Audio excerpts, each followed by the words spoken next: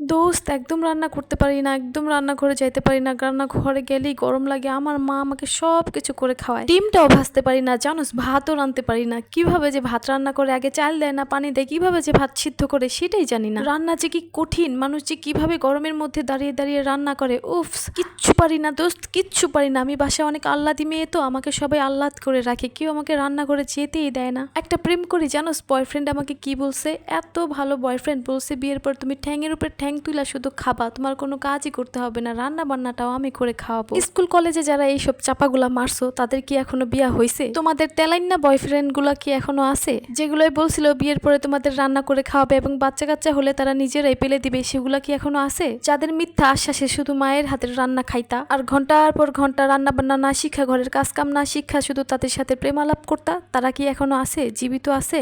তোমাদের একজনও কি তাদেরকে বিয়ে করতে পারছো? শোনো, পৃথিবীটা অনেক কঠিন। এই কঠিন পৃথিবীতে মিথ্যা আশ্বাস দেওয়ার লোকের অভাব নাই, কিন্তু বাস্তবতা তোমাকেই ফেস করতে হবে। যত বড় লোক বা ফকিন্নির মেয়ে হোক, রান্নাঘরে তো যাইতেই হবে, রান্না তো করতেই হবে, তাই আগে ভাগে শিখে নেওয়া ভালো। আর এই অভ্যাসটা বিয়ের আগে থেকে করে নেওয়াই উত্তম। আমার একটা বেস্ট ফ্রেন্ডের একটা বিয়ে ভেঙে গেছিল শুধুমাত্র পোলাও রাঁধতে পারে না দেখা। পাত্রের বাপে আইসা জিজ্ঞেস করছিল, মা তুমি পোলাও রাঁধতে পারো? সে সরল মনে বলছিল, না আমি পোলাও রাঁধতে পারি না, তবে টুকটাক রান্না শিখতেছি। বাস, বিয়া গেছে ভাঙ্গা। তাহলে চিন্তা করো, বিয়ে বসতে চাইলে এবং সংসার করতে চাইলে প্রত্যেকটা রান্না শেখার কতটা দরকার। এই যে আমিও কিন্তু বিয়ের আগে সবকিছু রান্না করতে পারতাম না, তবে একেবারেই রান্না করতে পারতাম না তেমনটা না। যেগুলো একেবারেই রান্না করতে পারতাম না সেগুলো আমি আমার শাশুড়ির কাছ থেকে রান্না করতে শিখছি। উনি যে আমাকে হাতে ধরে রান্না করতে শিখাইছে তা না, উনি যখন রান্না করছে আমি ঘন্টার পর ঘন্টা তার পাশে দাঁড়িয়ে দেখছি এবং শিখছি। এটাও কিন্তু একটা বিরক্তিকর ব্যাপার।